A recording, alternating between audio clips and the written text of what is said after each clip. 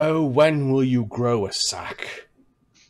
Oh, you don't have to talk to me like that, you know.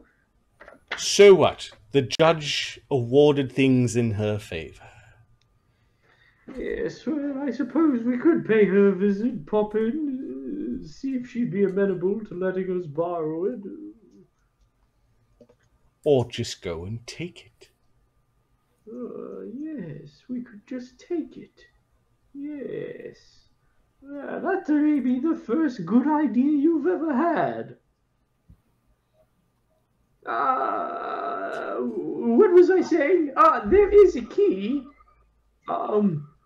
Though it's being held by someone I'd rather not run cross paths with. You see, failed marriage and all. Oh, is this someone bad, like someone you need us to kill? Oh, no, I don't know that we could handle her per se. Nothing like that. Should we steal it from her? If we could, that would be preferable. Perhaps, Pixel, you could do the honors. So Where we should keep I'm very small. Do I have a guess as to where she would hide it, knowing my ex-wife? I probably didn't know her that well because I was a terrible You husband. don't know where she would hide it, but you know in what thing she would hide it. There is her favorite cookie jar that she kept a bunch of like actual stuff in. So that's probably somewhere in her house. When you guys were divorced, I guess, she moved into a house with your two children, your two daughters, and you've never stepped foot into the place. You know where it is; it's in the slough, but you've just never have gone there. You've stood outside of it. I'm sure you've interacted with your family kind of from the street, but yes, my estranged wife's home. She keeps these sorts of things in a cookie jar. I'm sure it's in there, but where that cookie jar is, I'm not sure. Never been inside. Perhaps we could drive by, see if we could. Perhaps, yes. That seems like an option. Either that. Is she a wizard? Do you think she'll have spells on the jar, or things like that, to keep people out? Is she like a leveled character at all? she a housewife or she managed. No, she dabbled in things. You would call her a hedge wizard or an adept. She was into like herbalism, and she kept weird flowers, and she could cast minor spells, and she wasn't a great wizard, but she did teach your daughters about magic. is her and the girls they dabble in the arts. There's likely to be some sort of protection on the home in these trying times. Might be a bit dangerous. There is, of course, Is it more dangerous than us just teleporting into that house? Probably yes. Probably more dangerous than So let's just go with plan. And he starts counting on his fingers. C3, whatever, whichever one we got to when we were like, oh, let's just go in there, leave Mokonom here, and check the place out. Yes, I think that may be safer. The professor seems a bit relieved. The thought of even coming close in contact with her, she terrifies him. Thurgus, which plan do you prefer? The one where in, or you breaking down the door? The one where you were teleporting us in. I mean, I prefer the door myself, but I feel like it's probably the louder of the plans. There may be a key inside. The other option is we could first knock. Yeah. If there are people inside, perhaps they will open the door. I mean, that was plan like B or something, right? Where we go up to the door and we're like, hey, we're investigating the plague. There's some books in your house. You need to take a look. And we just like We force our are way pretty in. sure that there's bad things inside, though, if there are things, right? Well, if they're Vampire bad, then we just kill them. vampire and all of these sorts of things. So maybe that. Well, if they're bad, then we just kill them, right? Of course. Then let's knock. Zephyros, do you have a preference? No, but I'm invested to see how this turns out. Well, Pharisee, Do we need them to like us after we've gone into the house? I don't think so, no. Then we don't really care about the state of the door, do we? Not particularly, unless we want Let's to... have Thurgus pick the lock. Thurgus! Oh, it sounds great. I love this plan. These are my favorite plans. All right. This is something we can do, team. Let's go, Christopher. I mean, let's go, team. Is it wise? Bah. All right. Is it intelligent? Absolutely. How many people are approaching the door? Is it the whole party, or? I am going to fly up and sort of. I'll fly about 20 feet above the party as they approach the door. How about that? Yeah, you're about 20 feet up. There's a nice ledge about 30 feet up that you could probably rest on with Pixel. Yeah, we'll hang out there. Yeah, that works. Okay. And we have to all jump the fence, right? There's no fence. Oh, okay. There's this iron gate at the front, and this leads into a little foyer that is open to the elements, and then there's an actual door behind that iron gate. I will pull the carriage up. I will sit in it, but I will cast a silent image to make it look like I'm standing in front of the gate waiting. Oh, as they get close, I'll shout down, check for alarms. We're familiar with the alarm spell. It can notify people at a distance when something happens. Yep. Like breaking down a door. And in fact, when we robbed the museum, there were a couple of alarms there. So Thurgus, that's something we could look out for. amazingly enough, you are seeing the tracks as described by your new imaginary friend, who may not be as imaginary as you think. I point out the tracks. I'm like, you guys, look, it's the tracks that I told you about that my god told me about. I'm not crazy. See? These ones right here, and this one look like some sort of wrapped up foot. You see that? The little line right there, and I keep trying to like point it out to them.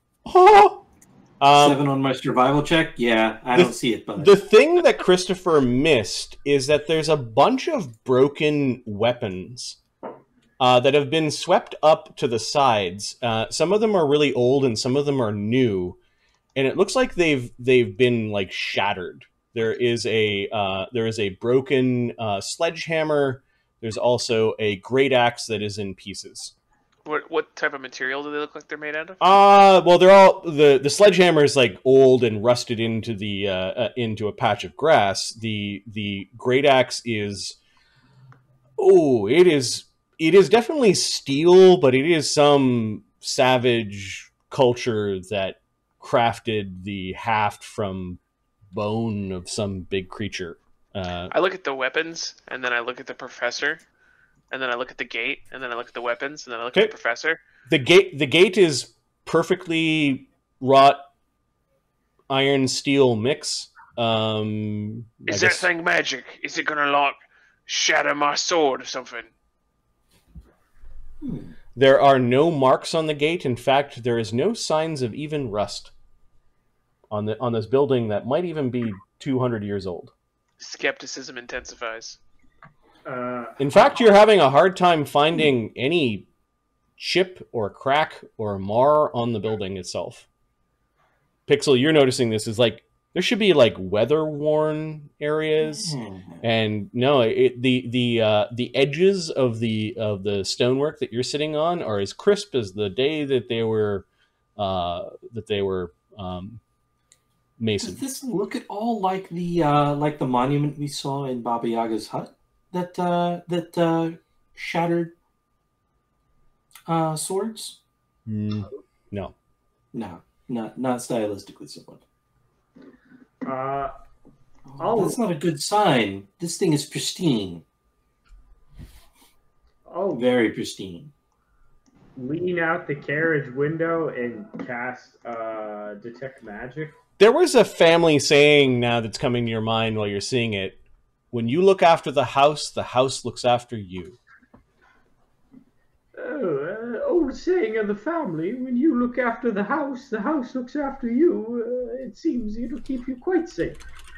Zephyros touches Thurgus' shoulder, saying, I don't think we should be forcing our way in here. You think we should knock? I think we should knock or try and dimension door. I think damaging the house or attacking the house to break in may not be a wise choice. What if the house, like, ejects us when we try to teleport, and that's, like, worse? That could happen, so we should perhaps knock first. Okay, Perhaps if we do teleport, perhaps the professor should go first, since he is friends with the house. Okay. Mr. House, I'm sure you're a lovely house. I'm gonna knock on you real quick. Be very kind to me and don't kill me. And I try and bang on the gate. Yeah, there's a little what would be used? There's a little mechanism where you kind of flip a thing and a little bell will go off. I'll do that first. Cling, cling. You end up disturbing a raven in a nearby stunted tree. God, for fuck's sake, this house is so spooky. Okay. And then I bang on the Yeah, you bang on the gate, and it rattles a little bit. It's got a tiny bit of give, but it seems sturdy.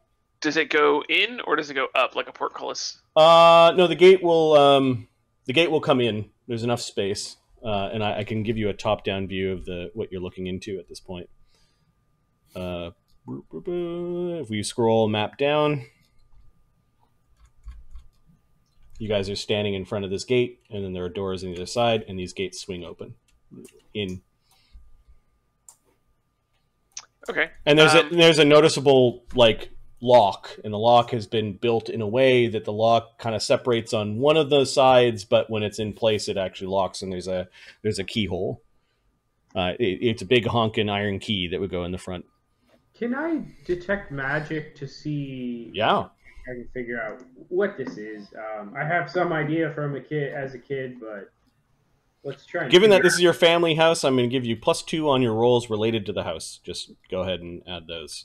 Awesome. And that's a spellcraft check? Yep.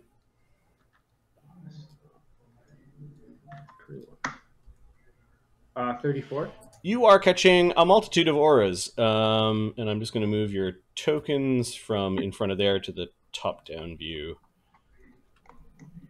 And Professor, you're, I guess, watching. Just you actually have to get out of the wagon if you want to do this, because your spell is going to block your detect magics. All right, I'll swap myself out, and the silent illusion image will get into the carriage. That's funny. All right, so you've approached 34. The auras are as follows. There is a mixture of a faint transmutation and necromancy around everything that is part of the house. The landing brickway, the iron gate, the walls, the windows, the door itself, it's suffused with magic. The other thing that you're seeing is that there is with a 34, there is an arcane lock on both the lock on the gate as well as the lock on the front door. Arcane lock increases the DC of busting down or picking locks by 10. Do I get any sense of if we tried to just cut it down, if that it would be extra hard because of the arcane lock? But do I think it would break Thurgus' sword or even be possible? You don't necessarily know. Studying the abjuration and the necromancy is actually feeding the abjuration. Oh, sorry, feeding the transmutation. And the transmutation is some sort of variant of a make whole spell. Like it's giving it, like it's repairing itself or something? You think the house would slowly regenerate damage over time. Ah. Splendid. Interesting. It might be the reason why this is the only house standing in an old neighborhood. That makes some sense. Someone forgot to coup de grace the house. Yeah. I believe it is possible to cut through the gate. The house will repair itself over time, and it may be a bit difficult. Arcane locks involved, but it should be possible. Oh, so that saves us a make whole spell that we were planning on our way out then. Great. Guess we don't need it anymore.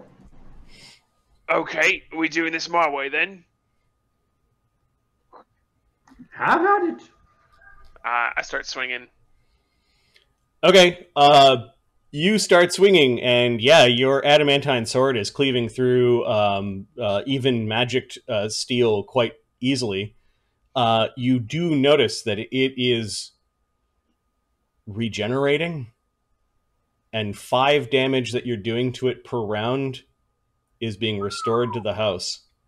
Do you need me to roll damage? No, I'm pretty sure Thurgus can make a hole. The problem is how long the hole is going to stay. I think right now my intent is, because there's a lock between the gate, right? Yep. My intent is to kind of swing down at the lock to see if I can snap the lock and open up the gate. There's like 3 or 4 swings, and you've cleft the thing open, so you broke the lock, and then you actually have to push hard to, like, the gate is the magic of the arcane lock also makes things stuck. So between you and Zephyros are able to push the gates open. You can see the by the time you guys have pushed the gates open, the damage you did to the lock has slowly repaired itself, and like the door could be closed. There is no force that is making the door like try to close, but you've successfully gained access to this open foyer. There's a few old dried leaves scuttling around with the draft that you guys are creating with your efforts. Capital. I'll definitely flutter down and join them for this part. Okay. Yeah, it's sort of like there's this bending metal sound as it's going back into place, and the house is regenerating. Maybe it is a giant macronom, but I don't sense anything. I don't think it's going to eat us. Is the lever in here somewhere? No. Okay. I'll step past Thurgus into the courtyard. Okay. I'll just hold it open while people come in. There is a beautiful family crest. The family crest is kind of like a bunch of different family crests kind of morphing into the Chalmers family crest.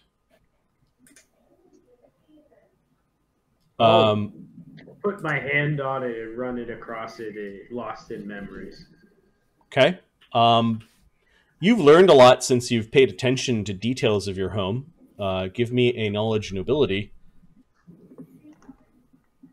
I haven't done that one in a while. Nobility 14. Do I get the bonus here? Or is this about... Yes. Yeah, you get a +2 bonus. 28? Anyone aiding? Yes. I can auto-aid on a knowledge nobility, and I will definitely do that. Okay. This family crest is a wonderful thing. It's got a bunch of like minor families, as like your last name isn't just a bunch of people with your last name, right? It's a bunch of families kind of coming in. And the Chalmers family at some point joined forces with another family that seems to be very important by the size of it taking up in the crest. And that family's name is House Tenebrin. That rings a bell. Nice. Let's see here. Is their sigil like electrified little fish? No, it's more like a strange swirling dark tea. So there's no arc minnows? Sorry. No. There's no Archminos family in this crest. There are a bunch of other minor things. You know that House Tenebrin is your grandmother's maiden name. My grandmother's crest. House Tenebrin, was it? Their claim to fame is that they're also a powerful family of wizards, and this crest seems to be celebrating the joining of House Chalmers with House Tenebrin 2 steps in your lineage ago. Does everybody make it into the foyer? Yeah, the doors are not closing, although you do see that the locking mechanism is something you also forced your way against. And yeah, everyone can squeeze into this. I'd like to take a look at that door just to kind of check it for traps to make sure that We're not missing something. Yeah. Okay. I'm going to cast a few spells. I'm going to cast an extended Good Hope on pretty much everyone. Yep. I'm going to cast a quick Moment of Greatness. And then I'm going to put Mage Armor on Pixel. Nice. Do you want me to roll perception? Yep. You said Good Hope? 36. Good Hope and Moment of Greatness. There are... Can you see magic traps, or is it just mechanical traps?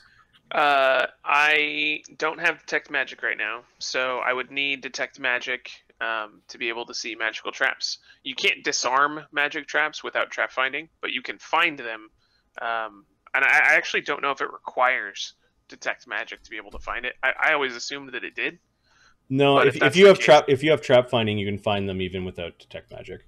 Yeah, I definitely don't have trap finding. Okay, so it's just basically mundane traps. No, aside from what happens to these doors if they do regenerate, is it has you kind of puzzled a little bit.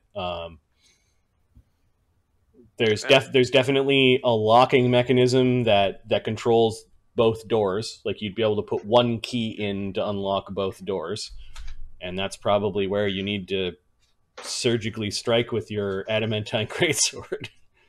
The lock on this side is more intricate than the big ass lock that you were trying to get through. Is probably like an average lock with arcane lock, which is DC 30. This is more like a good lock with arcane lock DC 40. If you were a thief, got it. Aside from the brilliant, beautiful pattern of these family sigils, there's really not much else in here aside from some old dried leaves that nobody has scraped out of this entryway. Well, and a bit of the mud and tracks that had been tracked here that Thurgus is now recognizing. Like, yeah, the imaginary bear did a good job at tracking. Oh, good job, Christopher. I cast See and Visit myself too. He does this little heroic pose, as heroic as a gummy bear can look. Yeah, well, shall we make an entrance? What was that, Matt? Sorry? I'll put See and Vis on myself. Got it. So there is one aspect of See and Viz where I think you have to actually take an action to see. Are you talking about taking a standard to perceive? Sure. Nope. I think there's a part of See and Viz you actually have to say. Let me have a look.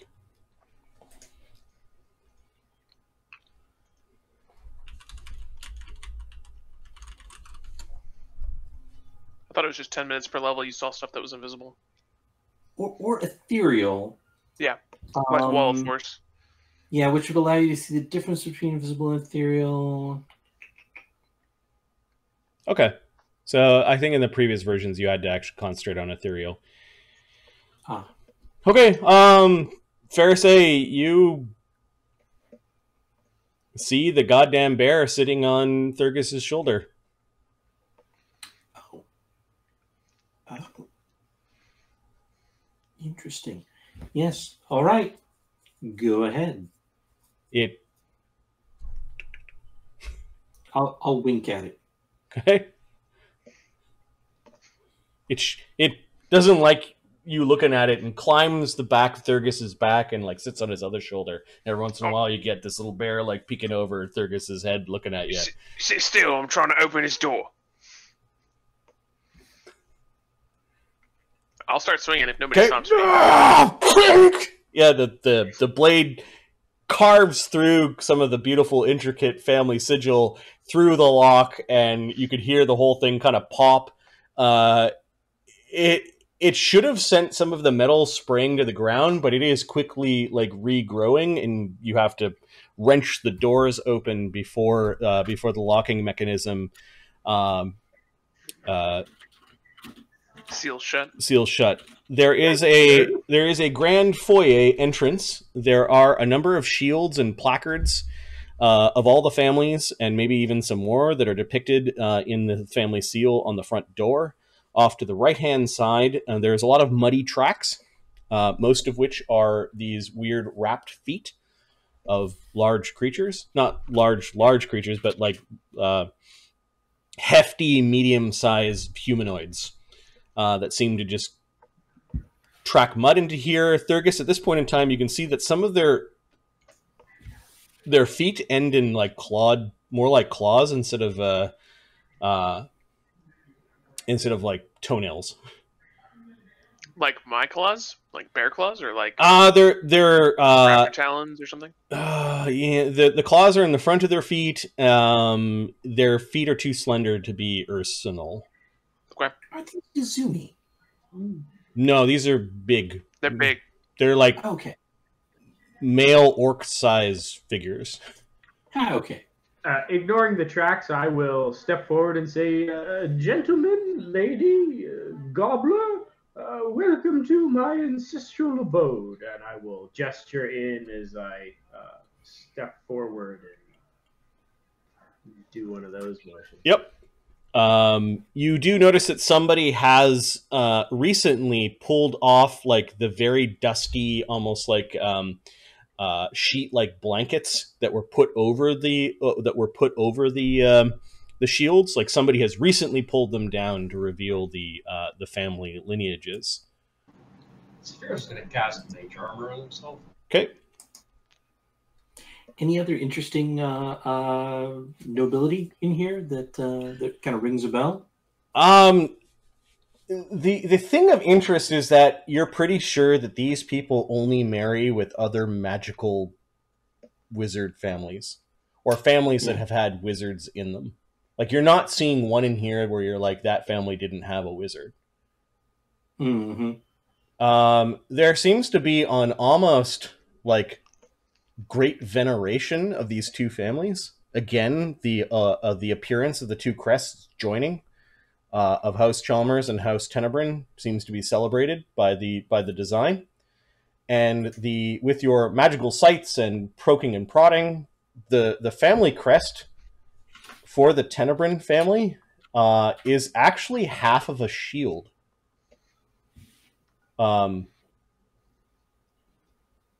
Okay. Like a functional shield. Hmm. If you had the other half, that is.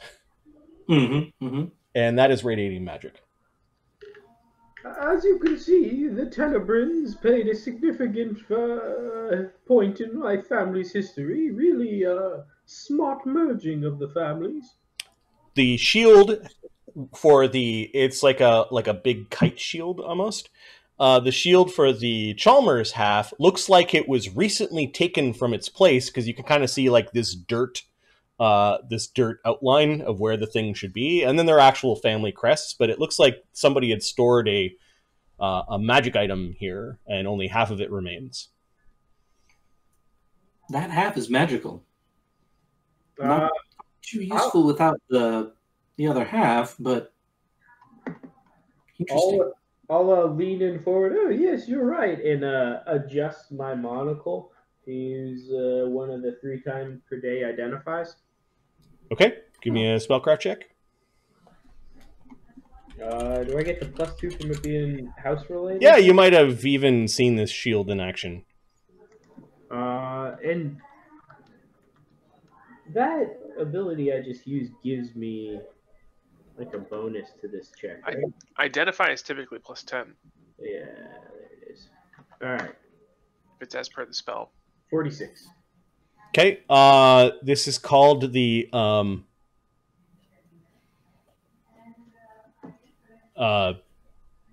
Chalmers Tenebrin Shield.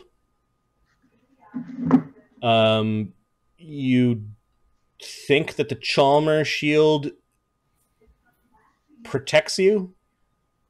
The Tenebrin half protects you from things that are thrown afar, and that when combined, they can animate and float around the wielder. So the parts that you're seeing is that you're seeing half of a animated as per the armor and shield special ability, and the Tenebrin side basically at will. The shield allows the user to cast entropic shield. Like it manifests the same powers of entropic shield, which I think is 20% mischance against missile weapons. Nice. Yes. Even with your 46, you can see, like, it's almost like you're seeing the negation of the magic, like the absence of the magic and how it would have flown together. You're pretty sure that light fortification is part of the other part of the shield. It's a pity that the other side is missing, otherwise it becomes quite a deal more useful, but perhaps we should hold on to this, see if we find the other half. While the shield is a magic shield and it has ornamentation on it, it is underlying made from mithril, and the centerpiece of the shield, which would act like a buttress to the shield, you're pretty sure is a crystal that removes any arcane spell failure from the shield itself. The remaining arcane spell failure, if there's any. I will cast Unseen Servant and try to get him to lift it off the wall for me. That was part of Ahmed's boon, was a useful thing that you find. Thank you, sir. Nice. Thank you. Seems a shame to leave just half of it there. Yes, we should find its friend. Yes, we should. Mockernon, can you hang on to this for me? Is it for eating or for keeping? For keeping, sir. Okay, you want to stick it in the long way, because the side way, I think it will get stuck. Yes, of course. There we go. No. Okay, you want to mark on...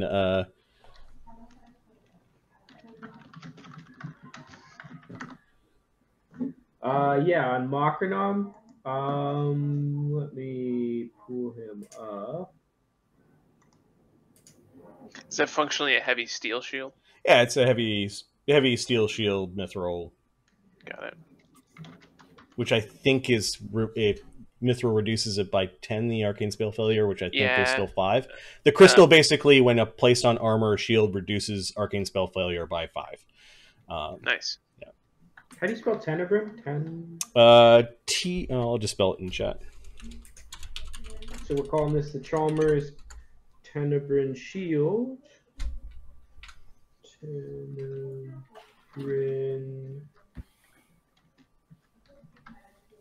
And you're getting some nods and smiles from the players, because there was a important enemy that they fought in the previous Titan's Gift campaign that we played offline before we started streaming this one, and I think House Tenebrin was involved.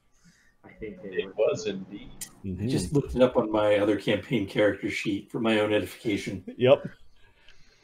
So the Chalmers... Yeah, sorry, Max, you weren't with us at that time. That's fine. Yeah. what was the name of the spell on the Chalmers side? It was. It's likely some sort of fortification effect. It's an armor quality. It negates crits and sneak attacks with a certain percentage. Okay, and the Chalmers side is missing. That's the Chalmers side. The Tenebrine side is entropic shield, which is 20% mischance against missile weapons.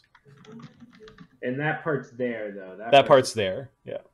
And it has a jewel in it that prevents arcane spell failure. 5% arcane spell failure is what it will. The jewel is also missing. You don't know where it is, but you were able to identify the item by the bits that were there with your 46 roll. Cool. Let's find the rest of that. We'll got it in Mockernam, and we'll have a nifty little shield. Okay, there is a simple door. There is a simple lock on the door that is before you. It is arcane locked. Your family may have locked things up. I assume everyone at this point has moved into the foyer. The doors have repaired themselves, although they're still open. Like there's no force that causes them to close. I'll turn around and I will dismiss the carriage. Okay. And it's just a silent image of the professor sitting down in the floating in the air kind of thing. Yeah. I'll let that linger until we walk away. Okay. Shall we close it behind us and make an entrance? I feel like if shit really hits the fan, it's probably a good idea that we can run for it. If we shut the doors and they lock us in, we could be fucked. A fair point. But could you do like one of those wobbly things and make it look like it was shut? For a time, but we'll have to leave and it will stop having the same desired effect. Ah. So, I suppose we leave them open for the moment. I think that's a good idea. So I'll walk up to this door. This one's locked as well. You said there's an arcane lock here as well? Yep. Yeah, I'll try it. See what happens. It is locked. I will step back. Thurgus has the key. just cuts through the metal frame around the wooden door. It's weird. The door splinters, but the splinters don't detach. They kind of like explode and kind of look like a porcupine where you hit it, and they're all starting to like quill back into spot. But you spill into a very large chamber. There is an ostentatious and very grim-looking fireplace that dominates this main hall. There is a wondrous stairwell that coils up into the upper layers of the building, and there is this fabulously and almost morbid in its craftsmanship. There is a giant black door that looks like a bunch of like moaning souls crawling after each other, kind of covering the front of the door, and it is stuck underneath the shadow of the stairwell. There are several doorways and nooks and crannies in the room, and you know that the dining hall lies beyond this area, the kitchen's over here, and that there's a big den on this floor. This is the cloakroom, by the way. This little closet here. There are muddy tracks all over the place. These creatures now have kind of spread out. It looks like they drag some things in here and there, and they've just been all over this area. The mud is all dried. Do you hear anyone moving about upstairs or in any of these rooms? Yeah, you guys kind of, like Pharisee puts up her hand, and everyone's quiet for a moment, and it's just your own breaths and the jingling of your own equipment, and then a bit of the wind from outside. And I can hear outside, so it's probably not a different dimension, or it's a windy dimension. Yes, I don't believe it's another dimension. There, the black door under the stairs. This will be most intriguing come nightfall. This will grant us access to the library annex. Interesting. Well, seeing as no one's home, shall we have a look? A little waltz down memory lane? I think perhaps we should. And then perhaps we should come back and set a guard at the door while we wait for nightfall. Yes, perhaps, yes. I believe this is our house now. Maybe we'll find a key sitting around inside. All right, Thurgus moves up to this door. This door has a beautiful scene of hunters hunting great beasts along the two panels of the door. I look back at everybody else. You got a preference? It's your house after all. Perhaps we should see if these ones are unlocked now that we've gained entrance. Where shall we begin? I'll take a glance around. I know there's a coat room or cloak room. I know some of what this layout is, at least. Yeah, I posted the map in the OneNote. You can freely look at that map. And that's in journal? Yeah, I put it under journal section. Okay. Let me see if I remember now. Seems to be a sitting room, dining room, perhaps new kitchen. Let's see. The living room. Let's try that first. Which one's that? This way. The door you're in front of, actually. Sounds great. I'll try the door. Okay, you kick the door open.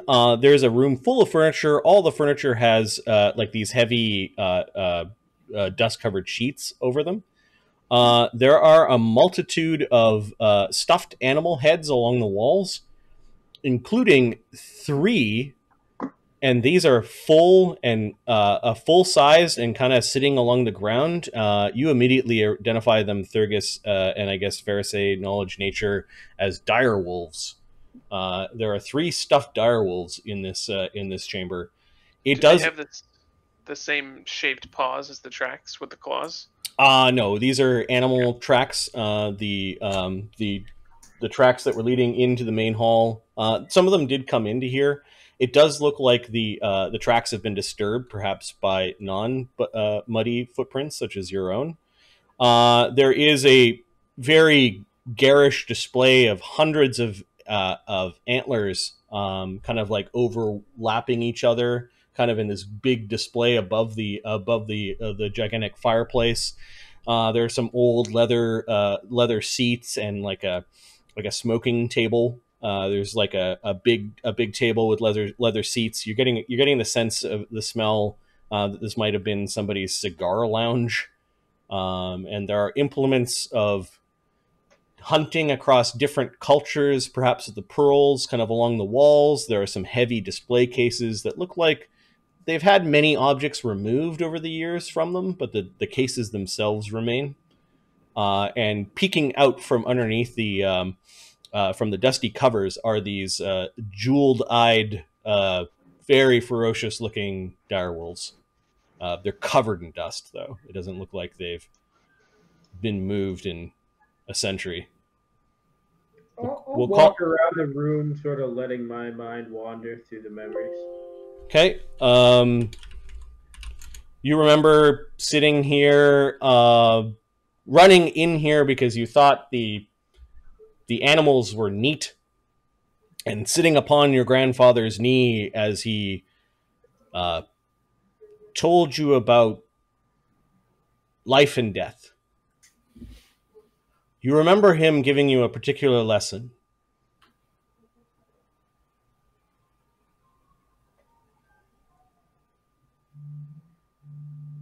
The power over the domain of life is that of the power of death. If you master death, then all shall tremble before you. Yes, My grandfather enjoyed this room, used it as a focal point for his discussions on life and death. The power over life is gained through death. If you can master the power of death, all life will tremble before you. You're pretty sure you were 5 when he told you that. Definitely didn't mess me up at all. That sounds pretty dark. And I poke the wolf. Yeah, it's a pretty damn good taxidermy.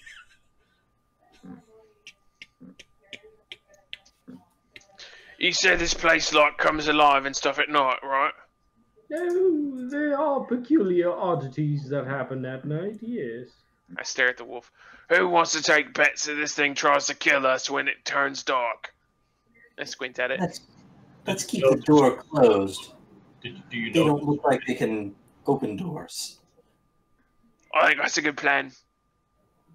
I squint at it and I poke it a couple more times. Yep. I'm not taking your bets. I didn't even enter the room. Prof- The door. Professor, you can still smell the tobacco that was favored by your grandfather in this room. There's still a hint of it in the furniture. The leather, the tobacco, the cigar-ish smell. I'll look in his usual hiding spot and see if there is an ancient cigar somewhere in a humidor way past its prime in here. Yeah, you find one. You find a humidor, and there are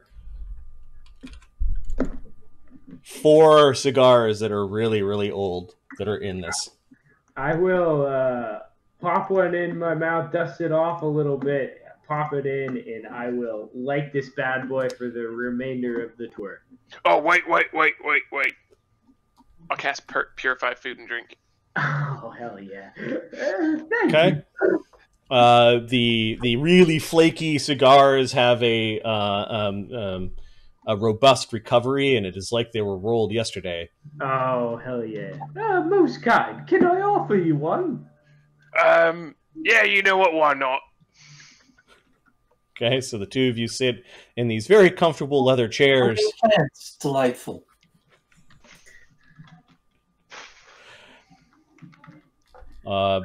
Okay, well we'll consider this area looted. I'll make a little X. This has been looted. Yeah, I think once we're lit and we've sort of enjoyed the moment of the smoking lounge, I think we'll probably wander the house with our cigars, enjoying the sights. Sorry, I was on the hidden layer. You can't see where I'm making my X's. There we go. There's one X, and you've looted this wall. That wall is looted. I'll do some detect magic in this room before we move on. Okay. We'll say 3. There's magic. No, it's just the magic of the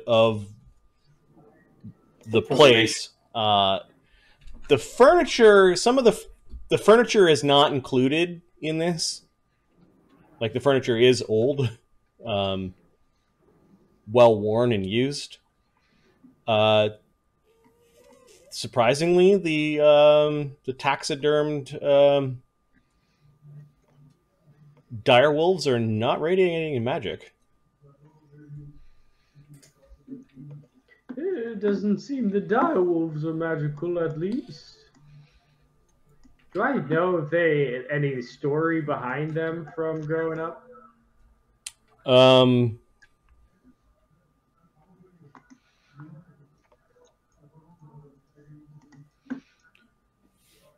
Yes, they are wolves that actually hunted your grandmother when your grandfather went out into the pearls to get her. And your grandfather killed them. He snuffed their lives with a flick of his thumb. Nice. Hell yeah.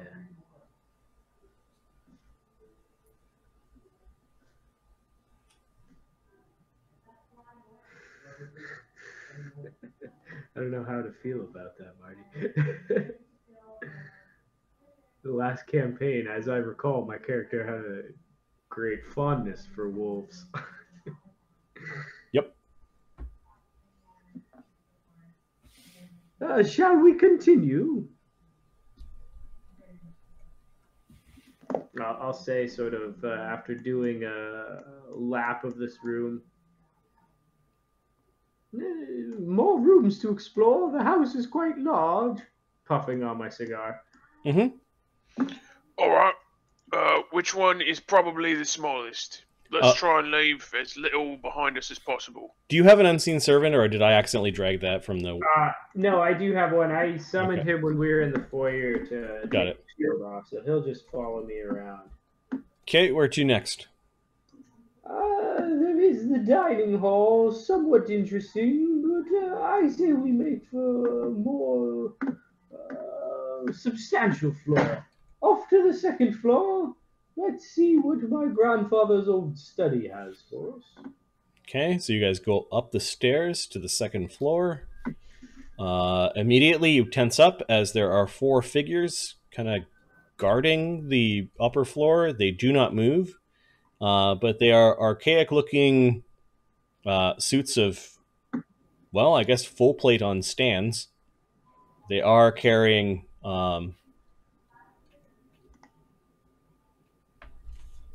pole arms and bucklers. I'll send the unseen servant forward to poke at one of them. Okay, the unseen servant jostles a piece of armor. The thing does not move. They are all wielding halberds, and are upon closer inspection are being held together by wire and like wooden frames underneath them. Can I like attempt to guide a tour this place as we walk through? Like, oh yes, and here's the armor acquired by my great uncle. Sure. Yeah. These were guards of. The story is these are men who gave their lives for your grandfather in service and guardianship of the family.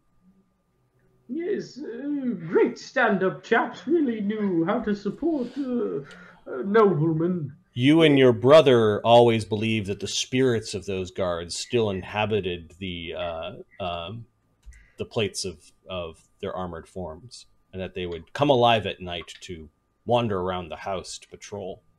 I'll say all this, narrated as we go. Maybe I'll throw in some quips here, like, "Oh, what a funny thing children would believe! Armor coming to life at night."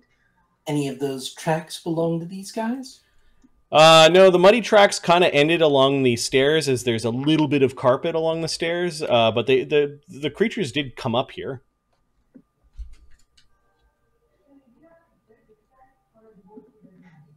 I'll go up to this door, which, as I recall, is my grandfather's study. Yeah, there's a smaller library in here. If all things are equal, there is no lock that Thurgus can't get through, and he cleaves his way into a sizable private library and study. You know that many learned people in your family have sat in that chair, and there are some, unfortunately, mostly empty bookshelves along the sides, and a lot of basically all the furniture is covered. It does look like somebody has recently undone the coverings along the bookshelves, and a quick reconnoiter reveals that somebody has removed things from the bookshelves, as you could see that there are traces in the dust. Like, we'll say half a dozen books have been removed. I'll scan through the shelves looking for anything interesting, talking about what I'm studying and talking about what my grandfather's research pertained to, what he's been studying. Okay, so D3s are not kind to you. There's nothing on the bookshelves, there's nothing on the desk, and there's nothing in the chairs. I'll eventually make my way after walking amongst the bookshelves and sit. Yep. Somebody, however, has been here recently, Thurgus. The muddy boot prints did not come in. whoever came in here was very light on their feet, and stood in front of these bookshelves similar to the way the professor did, and was appraising what to take. Okay. I think this is a good time for Christopher to try and give Thurgus a couple of pro tips on how to use scent. Okay. So I'm going to have him pass that. Okay. Christopher goes up to your ear and whispers in. He then kind of like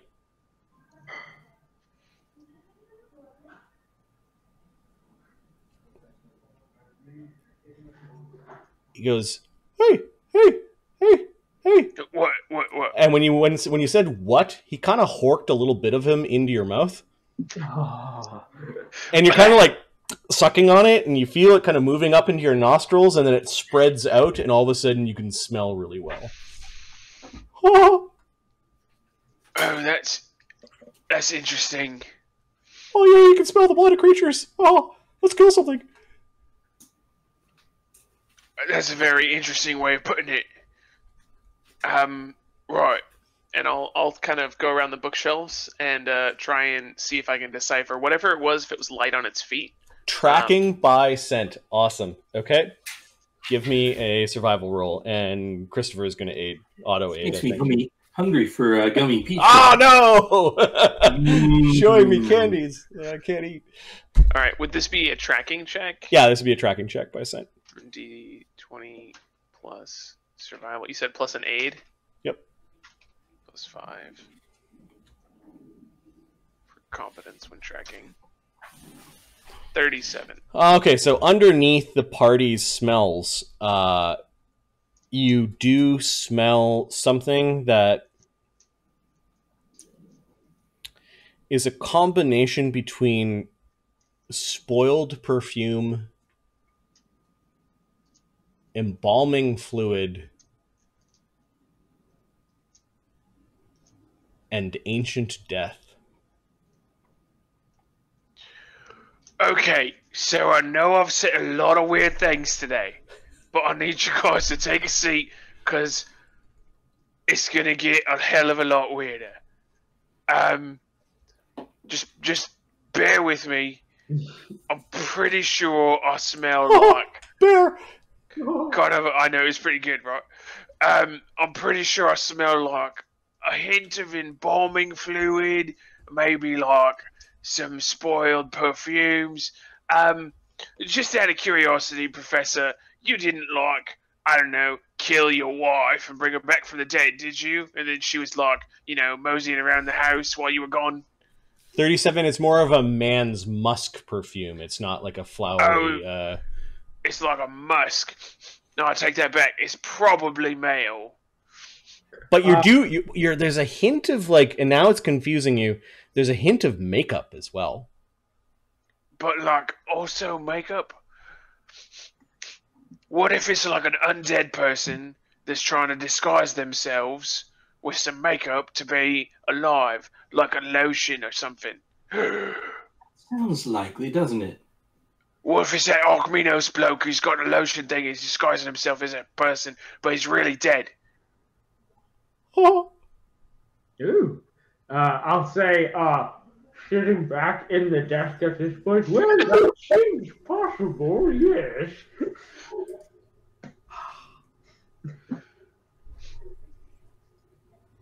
Oh, well, I wonder what he was doing here. Seems to have pilfered some of the books. Yes, I'll rummage around a bit while we're in here, detect magic. Yeah, give me a perception check, Professor, as you're looking around, like in little nooks and cracks and opening up the desk drawers and... I can't really do perception, but I guess I'll get that +2. Which puts me at a healthy 6. 11? Okay, you find a platinum-plated writing set that belongs to your family. Nice. I will pilfer that. There's hard times on the last heir of the Chalmers male line here. Yep. This would be perfect for writing scrolls or spells into spell books with style, or making your treaties, or writing letters, or anything to do with writing. Platinum writing set.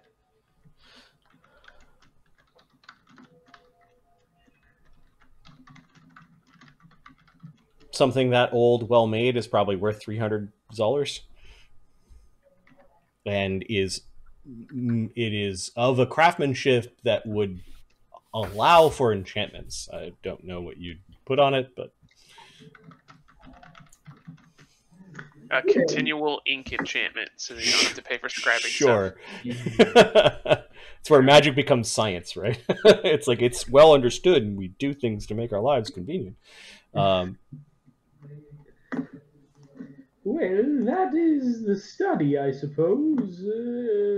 Shall we continue? Ferrisay, you may be interested in the room across the hall. Let's have a look. Professor, Yes. for a moment, there's a memory of the two of you playing, you and your brother, racing into the library. Your mother saying, "Oh, don't bother your father. He's in there. He's in there concentrating." And the two of you running up to the big chairs and playing on them. You remember, what toy did you have that you didn't like when your brother played with? I have the from my childhood, the Jed Pillar, which isn't a toy, but it's a little kind of curio I always keep in my pocket. It seems kind of like it may have been a keepsake. I found it in my grandparents' attic, so it may be something I found that was mine and that was his, and he was always outdoing me, and maybe this was one thing I found that... Okay, it wasn't that. That was that you probably found that a little bit further. I'm just talking about, we already rolled for magic items and things, so it's just something of personal significance. Maybe a little lead wizard or something? Yeah, I think it would have been like a little wizard kind of figurine. Okay, so you remember you had it, you ran into here, you hopped up onto this chair, your younger brother wanted to have it and wanted to play with it, and you stuffed it between the cushions of the chair, and then showed your brother your hands that you didn't have it. I'll reach down in and see if it's still there. Okay, so there's some crumbs and hair, and then, yeah, that, you pull it out, and there's this janky little lead and ivory, like Gandalf kind of figurines, but 3 inches tall. Yeah. He's holding on to a bent staff because of the age. In your mind, this thing was so interesting and cool and neat, and now you're looking at it, it's like, what a piece of junk. I'll kind of smile at it. I think it's endearing. Like, yeah, never found this one. Now, did you, Mr. Smarty Pants? As I slip it into my pocket. Okay. And leave the room and cross the hall to enter the room across the hall. All right, leaving the room to enter the room across the hall. This conservatory, you know, was constructed because your grandmother liked music. It is a giant room with like shiny wooden floors. The acoustics of the room, Ferrisay, are amazing. Your footsteps are very clear in this room. There are stacked chairs along the sides covered with tarps. There is a big piano harpsichord that is underneath underneath some tarps, and there is a beautiful standing harp. It's probably 300 pounds. Like, it's the type where you put in one place and you don't move and you play. It's got multiple layers of strings, and then a bunch of things related to music around the room. You're pretty sure that the thing on the fireplace mantle is called a metronome. Just sort of a thing that ticks back and forth and keeps time. I'll go ahead and see if I can get the metronome started. Yep. Noodle around a little bit on my panpipes as I just kind of wander the room and detect magic and kind of appraise the main pieces. All right. Nothing about the chairs or the metronome, although the metronome is a very expensive piece of clockwork technology, and it keeps time. You might actually be able to time spells with this. Nice. Like if you had to coordinate the duration of a spell, you could use something like this to help you count. The harp is of a masterwork quality, and there is enchantment coming from the harpsichord.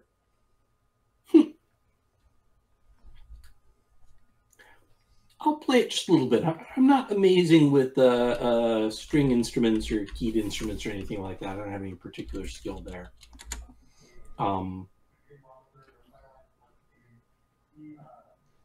But I'll play it a little bit and then spend a little bit of time trying to identify it. Okay. I'll essentially just touch all the keys. Make sure all the keys work.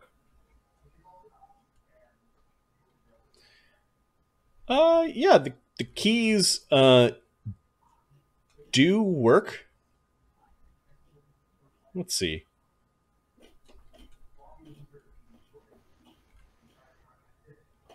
Give me a perception check or a perform keyboard check.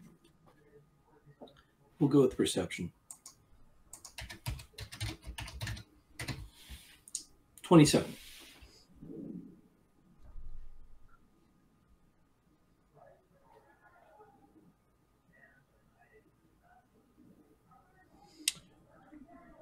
This thing is called, or at least it has an enchantment on it that grants a +10 competence bonus to perform keyed instruments while playing this specific instrument. Nice. It also... As I'm noodling around, I'm actually fairly skilled. It also adds 2 to the DC of any of your bardic powers while playing. Okay. And gives you 6 extra rounds of bard song per day while playing. This would be very nice in our central hall back at the villa. Yes, a bit of... Difficult to get there. Yes. Bit of a nuisance to drag around. Perhaps when we find Ludo's little treasure again, we'll be able to come and bring this back home. That'd be nice. Perhaps one day. An interesting room I thought you may enjoy. Very much so. Thank you. Your grandmother... Your Yes. grandmother played this harpsichord until the day she died, and there were many family functions where she would play in this room. No one aside from her was allowed to touch it. You do remember getting your knuckles smacked when you and your brothers did. I will deliberately go up and touch it now. Okay. Chang! There's sort of a discordant note. Somehow the discordant notes sounded really spooky with the +10 competence bonus, but it was definitely an amateur's attempt at making music. Yeah, I just Fascinating. Yes, I always wanted to do that. Makronam, would you be kind enough to hold something for me? Oh, is it? Yes, it's for keeping then? For keeping, yes. I'm going to ask you to keep this metronome. Oh, I don't know what a metronome is, but I'll keep that for you. Thank you. I think we'll take it out back when we get to the villa. Okay, you just have to ask me. See. Absolutely. Okay, he chokes down the squarish base of the metronome. It disappears into his belly. He goes scurrying back to Zephyros. Zephyros, there is a chill to this place that makes you uneasy. Yeah, I'm feeling it. I'm hesitant to enter rooms. I'm looking at this furniture. Seems like an ideal place not to raise kids. Well, That may be true, but since we're here, shall we look at some more rooms? Yes, I'm hoping to find some evidence of this blood veil. It may explain a lot about the professor. Yes, absolutely. All right, where to next on this tour de Maison Chalmers? Upstairs, follow me. Okay, he seems to be ignoring certain rooms as he brings you up yet another flight of stairs. And we can will come back for them. Enter the master bedroom. Can Let's see what the dearly departed left behind for us, shall we? All right, so the third floor stairs leads you up, and then there's a little jig on the landing. Looks like there's another suit of armor there. Yeah, I think so. Yep, there's a 5th suit of armor. This was the last guard to die in the name of your family, at least serving your grandfather, that is. Each of the suits of armor are a different style, almost like they were not all from the same family, or maybe even from the same exact time period. There is another kind of stylized heraldic device over the doorway to the master bedroom. You do notice that there is still a key inside the master bedroom door.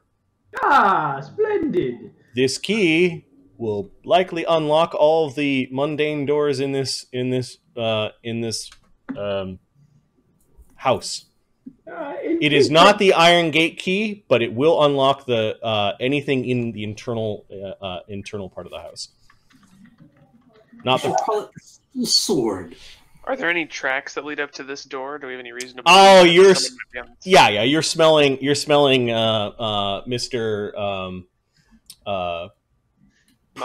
Perfume Musk. Mr. Musk. Mr. Musk has come up here.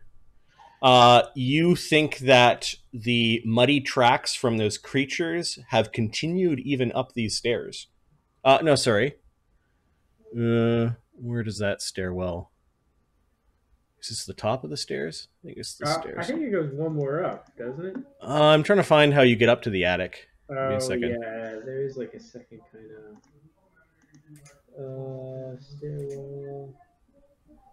I think it's off the side here, down to the bottom of the winding stairs is the stairwell up to the attic. Where? Just to the south of that, yeah, there's... Yeah, but how do you get into that room? Give me a second. I think the S's are for secret? Die, dragon, die. Back after these words from our sponsors. Consult the manual. Yeah, you actually know how to get up there. There is... You know how to activate the secret doors that are... I'm going to draw them in gray.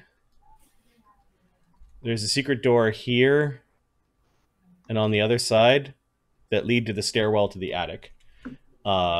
There's a thing that you... there's a sconce that you twist to open up the secret door. You've done it 100 times.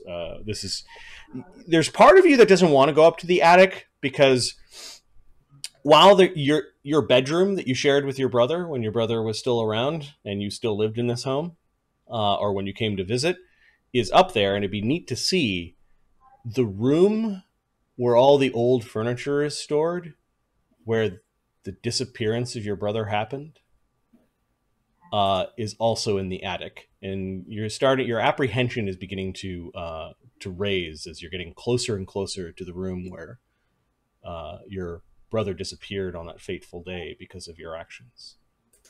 Yeah, I'll definitely keep putting it off a little while longer then, and not even mention the secret doors yet, and say, how about I did this one for us, Thurgus, and use the key to open this door. Okay, the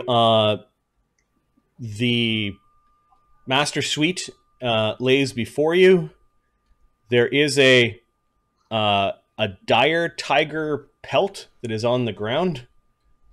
Yet another creature that your grandfather slew with magic. Apparently, he went to a land where there were great beasts that stalked, and with the power of death, he was able to overcome beasts that would try to kill him. You remember him telling you that magic was the tooth and claw that mankind was never given. I'll echo pretty much all of this stuff as we walk through, so the party benefits from my rememberings. I'll have Pixel check underneath the rug. I'll just lift it up a little bit and have Pixel sort of light up and look underneath it. There's a little placard that's on that is on the rug that says slain by Master Chalmers on his safari to Heshmala.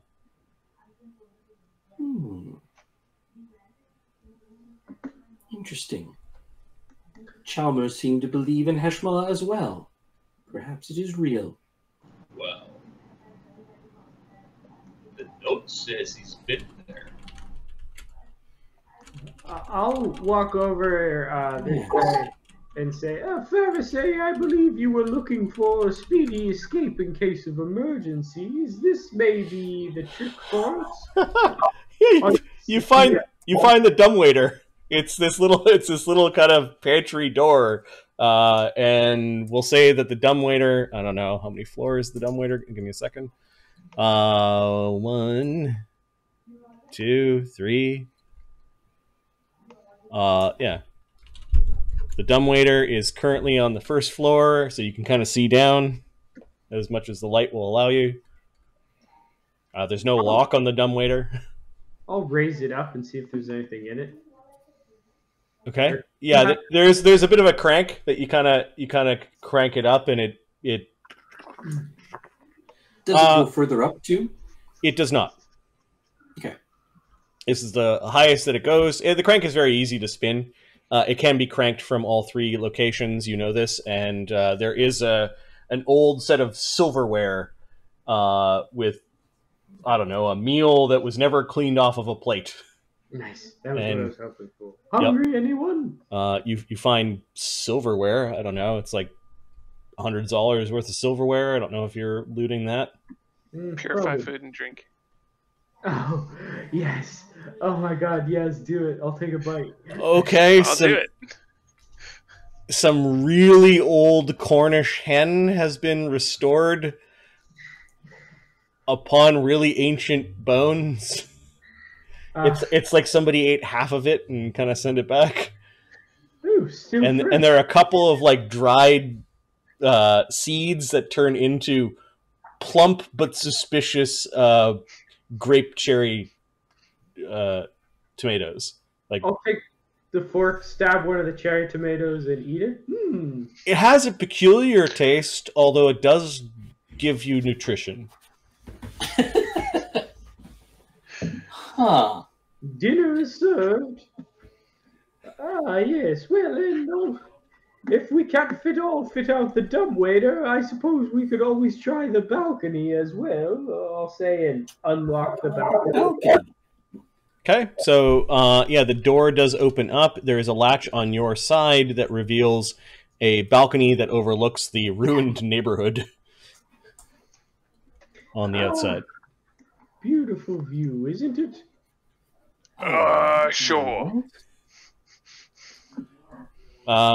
The scent and tracks of the creature lead out to the balcony. This creature has been to this balcony before. More than once. Mr. Musk has been out here. I think maybe he uses to get in and out of the house. Ooh. Perhaps his scent is really strong along the crack along the bottom of the door for some reason. I'll bend down and sniff it. Okay. It's like he's lacquered his scent on that part of the door. Oozed through it almost, like a cloud of sorts. Oh, I was going to say, maybe he pissed on it and marked it as his own, but yours makes way more sense. Yes, I'm afraid so. All right, there are 2 boudoirs, a chair, a mantelpiece, a desk. That's 1, 2, 1, 2, 3 would be the bed. 4, 5, 6, and then 7, and then a closet is 8. Let's do 8 D3s. So far, you've been very unlucky. Look at that, no 3s. What the fuck? The place nice. cleared out, man. There are signs that items have been removed from the choice items have been removed from the furniture in the room, from the mantelpiece, from the desk, from the table, even from the walls. Henry, somebody has either gone through here and taken many of the valuables to sell, or someone recent has come in here and looted. And Thurgus is saying about half of the looting probably was this perfumed creature. Thurgus, do you suppose you could track where this perfumed creature ended up at? I do believe we have a vampire we're dealing with. If we can find his vessel during the day, perhaps we can destroy it or have Mockernarm eat it or something and save ourselves some trouble come nightfall. That does seem like a fine plan. I mean, this is literally the first time I've ever tried to do this, so sure, why not? Oh, come on now. The things that Farisay sees, and I don't know if she says anything about it, that the pokers for the fireplace up here are cold iron.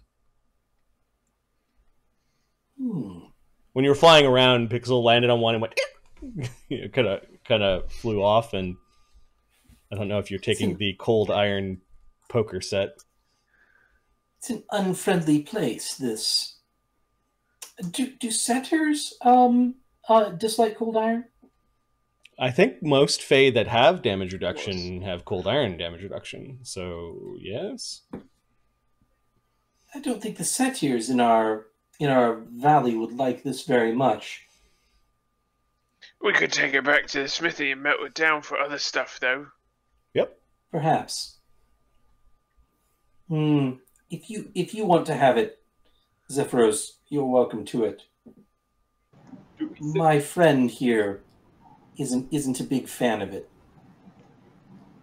Should I take it? Do you think we will need it? Oh, you never know. I feel like it's good to have some cold iron. Didn't you just use a bunch of cold iron? Yes, I did, but now that I've used it, it's not like I have need for more just yet. Perhaps we should just take it. All right, I'll just add to the treasure sheet a cold iron fire poker. Zephyros is just generally hesitant to mess with the house too much. I think he sees a bit of magic in the house, and he's a little bit respectful. The bed here looks like it has been made and was made a century ago and never used again. Can I try and follow the scent of Mr. Musk? Like, you're catching where he was. He has frequented this room, but you are also smelling him in other places. Like, he does come in and out of this room. Okay, I'd like to try and follow it out of the room, then see if I can. Yeah, you've rolled really well. He seems to go over into this area. Okay, I don't know anything about the hidden door, so I will head over here. Okay. I'll unlock the door for him. Okay, the professor just goes up and the door opens. And, oh yeah, the wafting scent. There is a old staircase, creaky and wooden, that goes up between the walls. I suppose you're looking for this, Thurgus. Oh, yeah, I think so. Both. The muddy tracks, while faint at this point in time, do go up in here, and Mr. Musk has also traversed up these stairs. I think maybe we're at a point where I should take the lead. Yes, I do believe so, yes. Okay, slightly to map right is the 4th floor of this building. I'm going to unfog some of it. And you are now kind of in the attic of the building. You go up these old stairs. There are all sorts of like drawings of children pretending to be wizards all up these stairs along the sides, and you know that the graffiti between several generations of spellcasters is along these walls, and some of these marks were made by you, some of these marks were made by your father, and some of these marks were made by your brother, Professor. Trace my hand like some of the drawings I know I did, or some that I thought were pretty good from previous generations. Okay. There is a particular set of markings along this post that really bother you. It's not the height you are at ages. It's the height you were at when you figured out magical things. Nice. And it also has the ages beside it, right? But you got to mark it when... And you can see your name at a later date or a later age than your younger brother. Your younger brother always figured out things before you did. And it's when he began to walk and talk that you began to be in his shadow intellectually. I'll sort of sneer at it and try and push away the old memories. Maybe, was there anything I can do to slight it in passing with a cantrip? You could rub one of the ages out. Yeah, one of the particularly biting ones. Probably when he first like starts getting, the magic in it. The beginning of my decline as. Yep, he learned first level spells before you did. Yeah. I'll use prestidigitation to clean his mark off. Okay. Take that now. What was your brother's name? I don't see it on your character sheet. I bet is it Benjamin Marcus? What was it? Is it in the hidden part? Yeah, Benjamin Marcus. Was he older or younger? I thought he was younger. He's younger, yeah, he's younger. That was why it was particularly biting for me. Okay. I'm going to say you lost your younger brother. Yeah. Yeah, I think when we did the dream one, we established that he was younger. All right, the door is a door you've opened 1,000 times as you lived up here. There is a window that leads to like an overhang that overlooks the balcony, the master balcony. There is the attic hall. This chamber to the north, is your bedroom. There's another bedroom that might have been or two other bedrooms that might have had guests and various family members at different periods of time. You might have moved into one of those guest bedrooms when you got tired of sharing a room with your younger brother, but you were always going to put back into this particular children's room. This area right here is the attic storage. It is the chamber where you lost your younger brother. I'll pointedly not look at it or go towards it. I'll go right to the room that used to be my room. The one I remember as being my room as a child. Okay, there is still some telltale chalk marks of your pretend runes of protection that you guys had placed around your door to ward away the evil spirits, including the knights that would walk on the wolves on the first floor. Of course, they're hogwash, full of hopes and silly childishness. As Thurgus approaches, I'll put my hand up and stop him and be careful. My old runes of power are still in effect. And I will. It's okay. Safe now. You did all this when you were a little kid? Yes, of course. Wow, you must be very talented. Thank you. Oh. All right, there is a child's bedroom. There are two beds. I don't know what these things are, like a dresser, a big trunk, and a little easier to tell on the other one.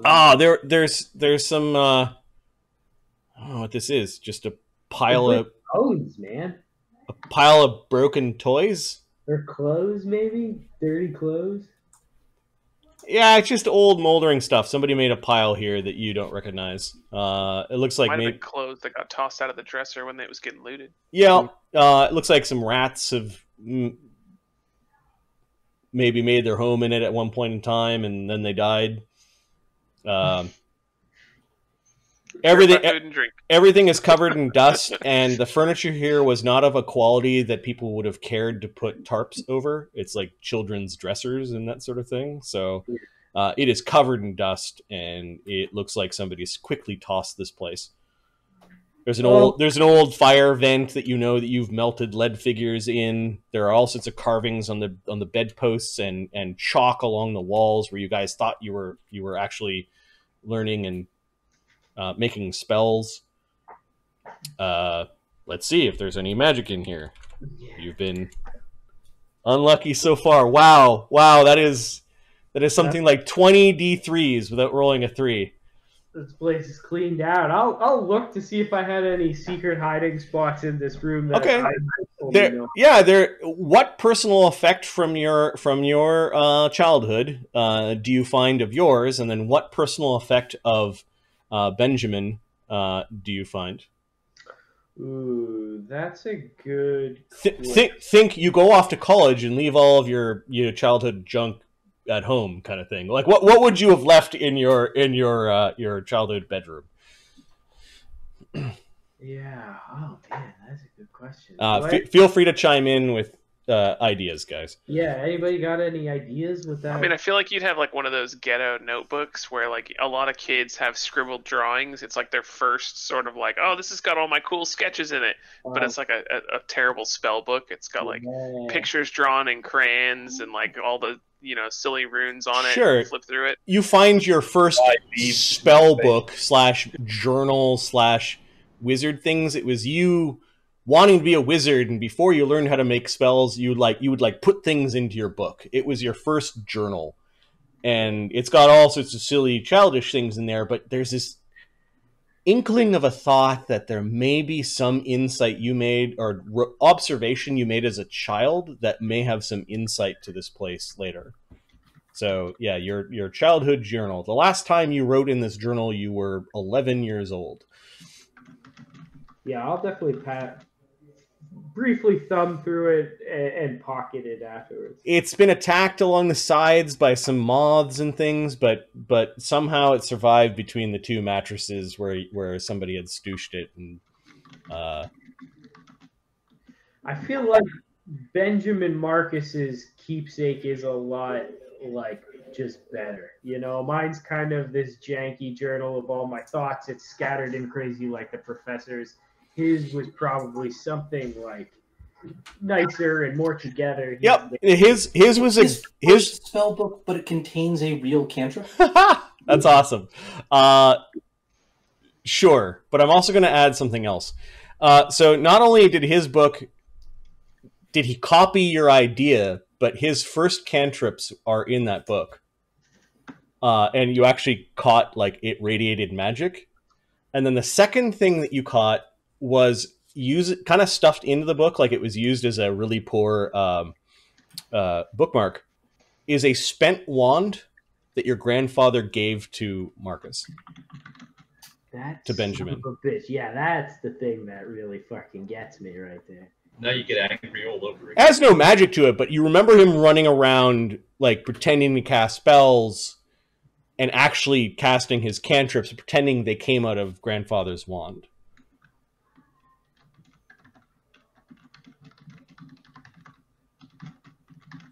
You now, with a trained eye, look at the wand.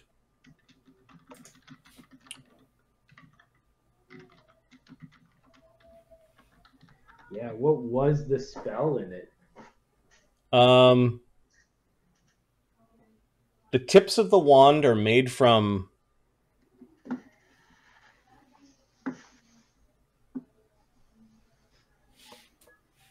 The wand is made from shadow willow. The tips of the wand are made from iron pine. And do you think your grandfather's wand was a wand of enervation? Ooh, brutal. I mean, he did that he used up while he was on safari, he called it. Jeez. Brutal. Poor tiger. Yeah, I'll look at the quality, mumble to myself about Benjamin Marcus thinks he's so great, gets the one. Who's got it now, Benjamin? I'll pocket it as I mumble to myself. The pettiness is so great. Okay. You kind of choke back the feels of, him going missing, knowing that the next room of any interest would be the storage room where a bunch of old furniture and knickknacks and things were stored, and where he disappeared. Yeah, I will, a sort of weird calm. The professor's been a bit cheery up to this point, sort of regaling everybody with the stories of his house and bragging that only sort of a rich blowhard could. And is quiet now and is sort of dream-like drawn to this door. I think I'll approach it and I'll be mumbling to myself, and I'll just be staring at it for a while, just right in front of the door, just staring at it, mumbling. What are you? you? Is this where the scent goes? Yes. Nice. What? You want me to get that door for you? I'll make no response. I'll start to gently run my hand across the doorknob. Afraid to touch it, but still desperately wanting to. You are always too sentimental. Shall I do it for you? I won't fight Sinclair on this. Okay, all of a sudden, the professor seems to shiver a little bit, and then with great determination, he just kicks open the door. There's a bunch of dust that's disturbed. He looks back at all of you, and there's this weird glint in his eye.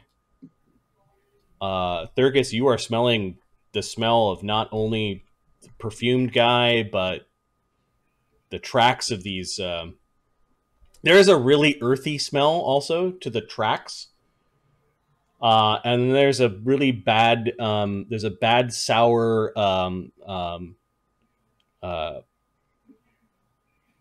sweat smell from these creatures. They don't bathe very often. And then you're pretty sure that the diet of these creatures is meat. I've got a bad feeling about this room. The tracks are all kind of around here. Some of this furniture has been moved off to the side. There's an old bird cage. We'll say that this is a bird cage. There is an item that that is still there. We're going to call it grandmother's rocking chair. You guys are convinced, or at least you and your brother were convinced, that your grandmother, after she passed, still haunted the chair. You would go running downstairs to tell others that you saw a grandmother, and no one would ever believe you. Do I remember where it happened? I think the professor, now that he's in it, now that sort of the Band-Aid he's ripping it off, he's gonna... Yeah, you're kind of weirdly not piloting your own body. You've been kind of pushed off to the side, and you're sort of looking through tunnel vision, and you notice that your body, without you controlling it, points to the ground here. And for some reason, the professor is pointing to the ground where the scent of the Mr. Musk is the strongest. Can I make a perception check? Yeah. Everyone can make perception checks that are in the room or that is going into the room.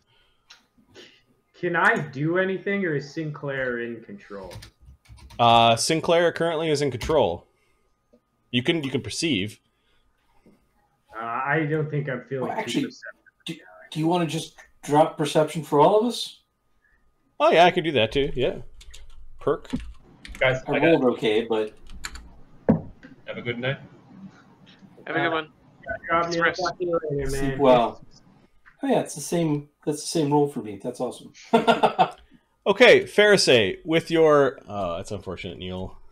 A Despuco, yeah. Right at the epic climax. Yeah, he gave us a heads up, said he had some meetings in the morning.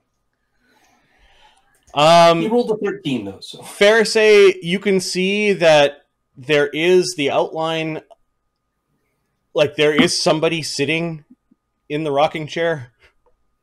It is underneath a tarp though, like there is handprint and like there's somebody there. No one else seems to see that. No one else has see and viz up? No, I didn't cast it.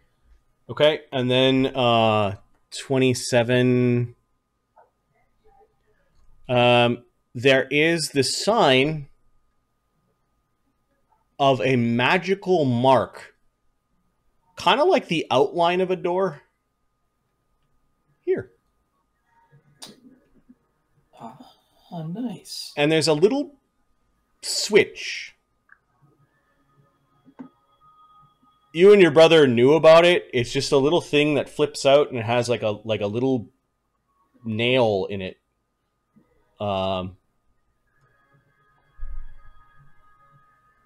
Thurgus, you kind of flip the thing out and it's like a little iron switch that comes down and there's like a little pointy pinpricky yeah, it's a nail, but someone definitely crafted this to just be a thing that would prick your finger if you stuck it inside without looking. Okay. I'll bleed on stuff. That's what I do. Boop. Oh! You see that again?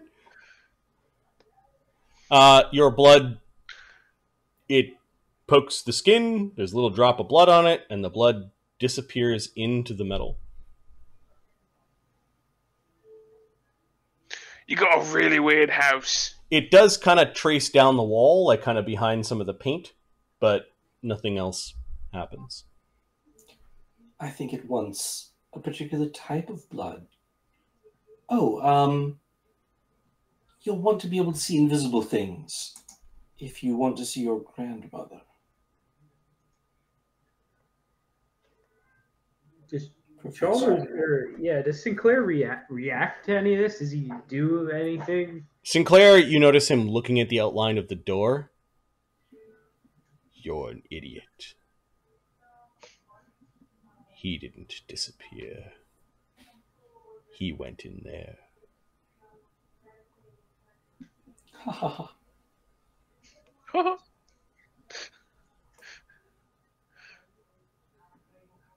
He takes a step aside if you're feeling confident to pilot your own flesh.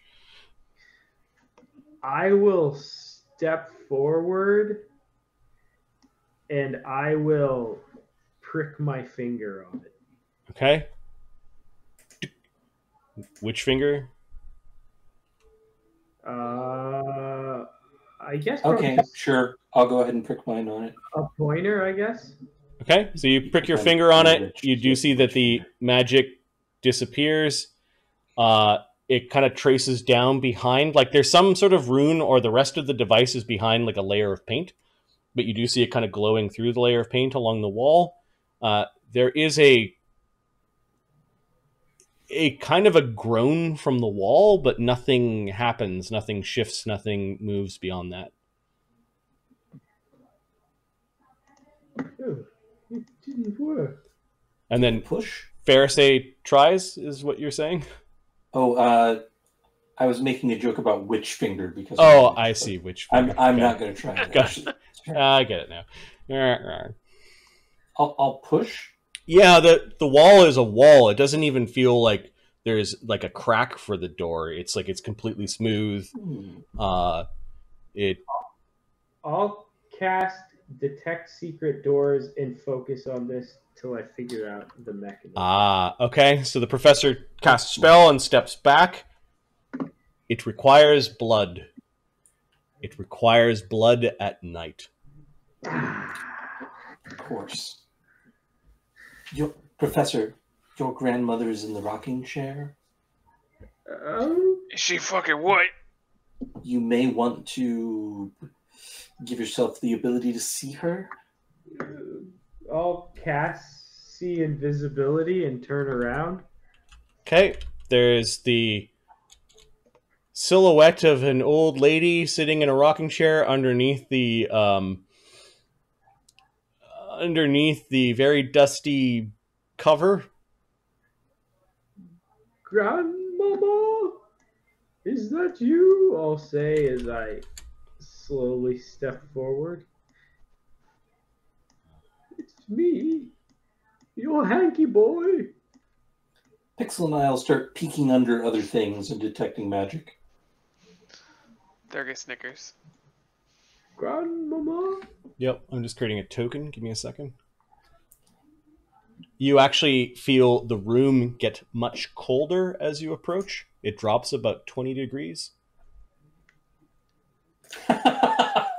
If I was anyone else, I would immediately channel positive and try and suppress a haunt. I was just thinking, shit, I need one of those in my attic.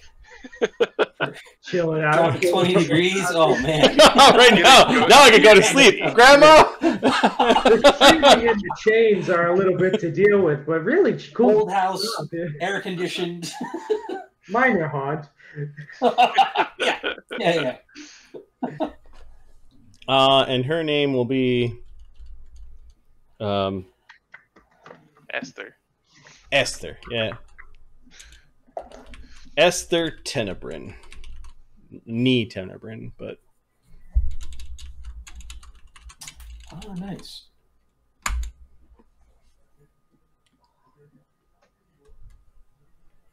There is a litany of the quick smacks from her, this little thin rod that she carried around just to wrap your knuckles and to beat your behinds when you guys were being misbehaving. It was probably a wand.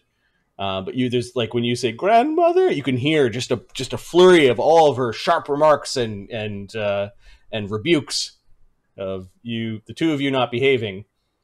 It's your hanky boy. Is that you, Grandmama?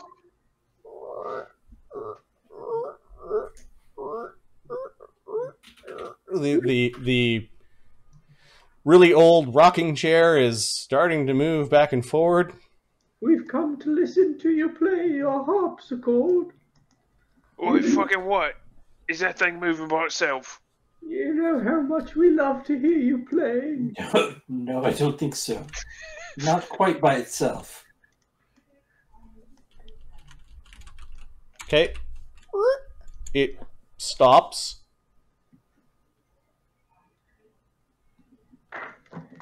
You see her get up through the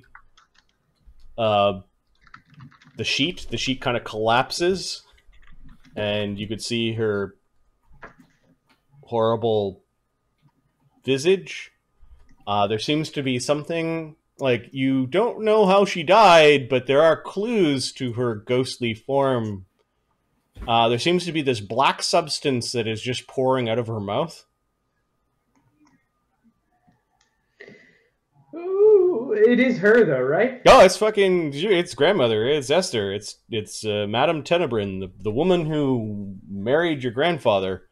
Oh, Grandmama, it is you. I knew you haunted this attic.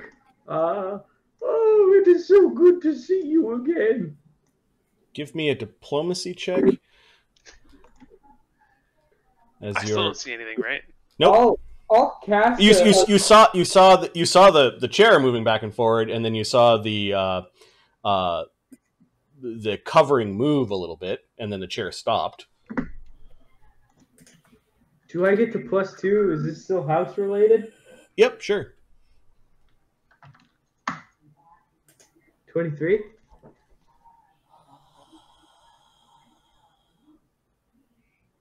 that enough for her to call me her little hanky boy again?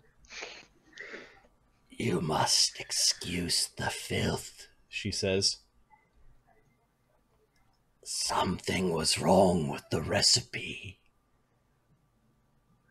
Oh, that's okay. I'm sure one of the cooks can fix us up a supper. Come now, you've been in the attic for too long. I tried to join your grandfather. Oh? Is he in? But he was too busy to help me. Oh, yes. Never had time for some family affairs. You know, grandfather. Yes. Always busy, toiling away.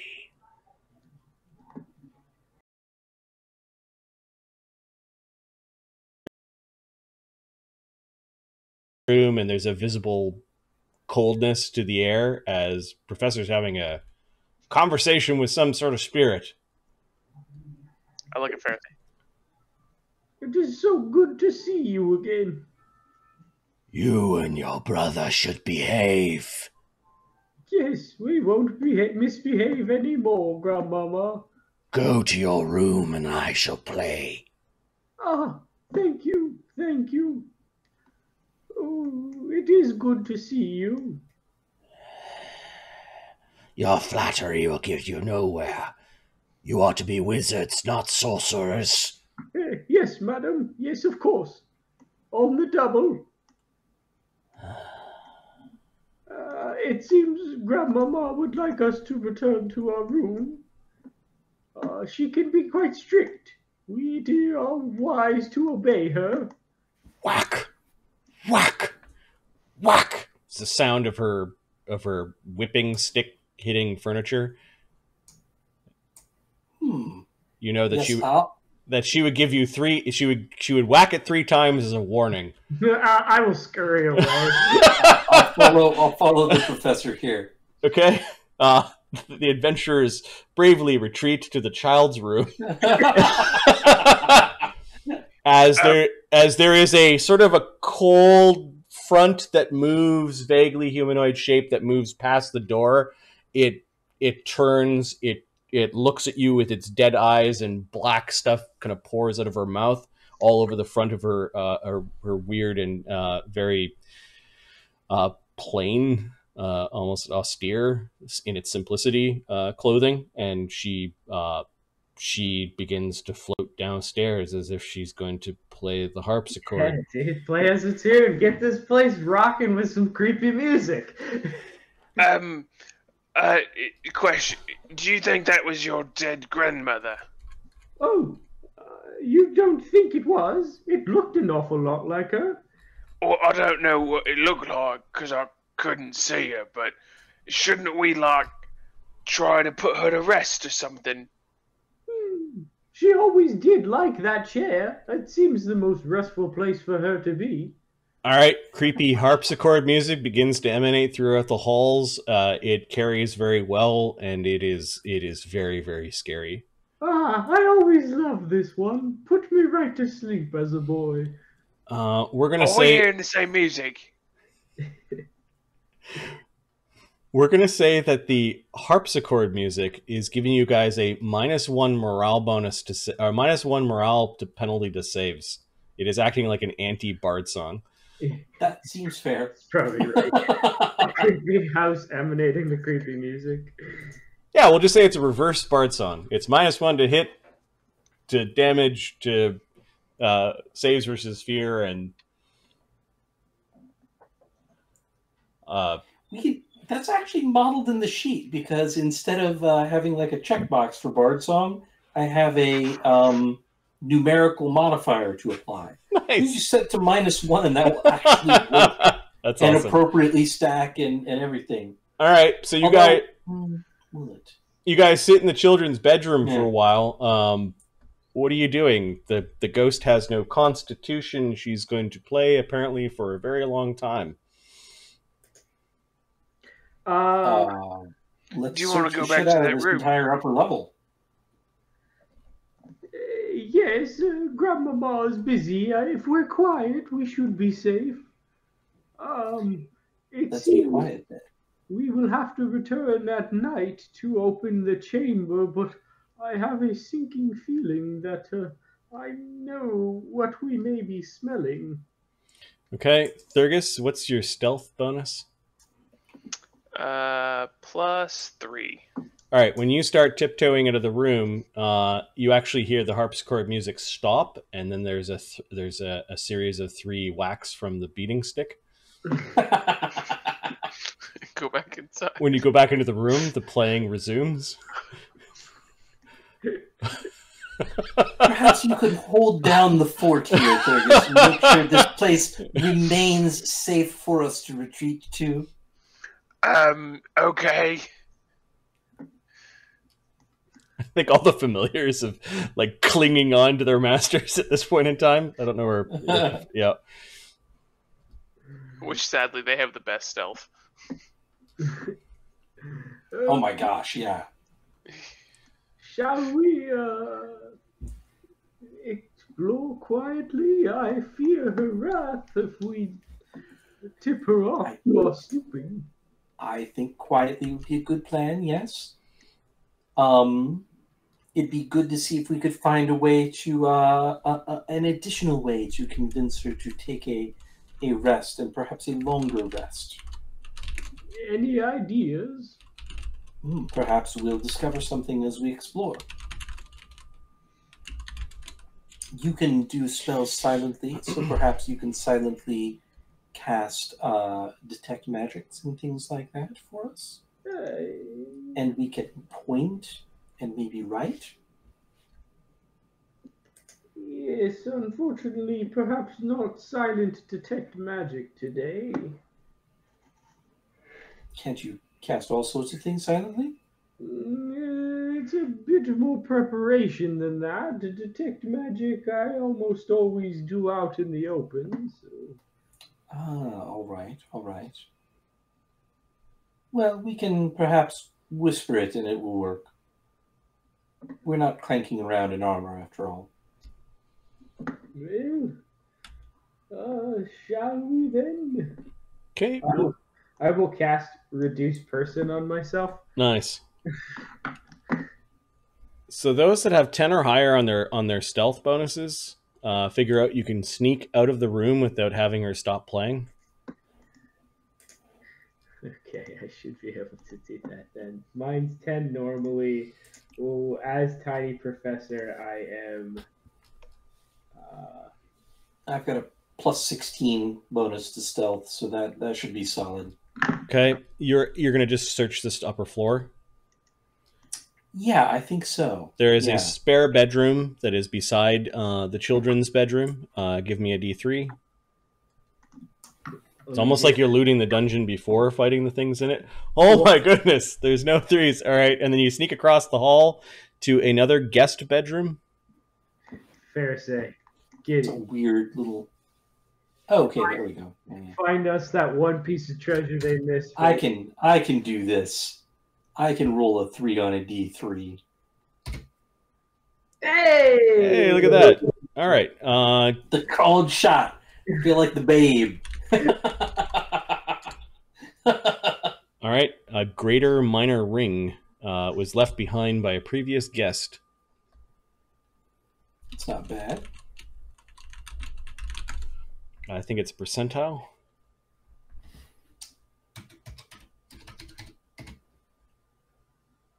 $62. All right. Fuck yeah.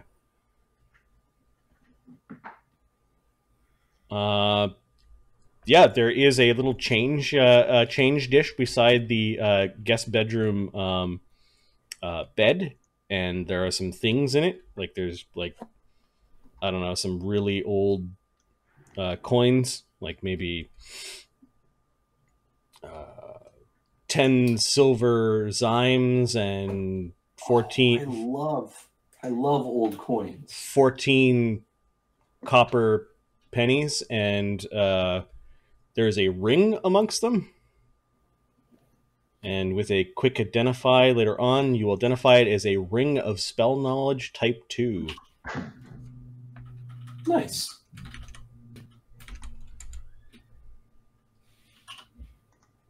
Let me throw that in gear and treasure. What is a ring of spell knowledge? I think you can kind of rub it on magic, and then as a spontaneous caster, you treat the magic as something you know. Okay. Oh, that's actually very nice. Yeah. Effectively, you could, like, if the professor knew, say, what's a second level spell that's useful, see invisibility, and that was on the bard or witch list, then you could learn it from just touching it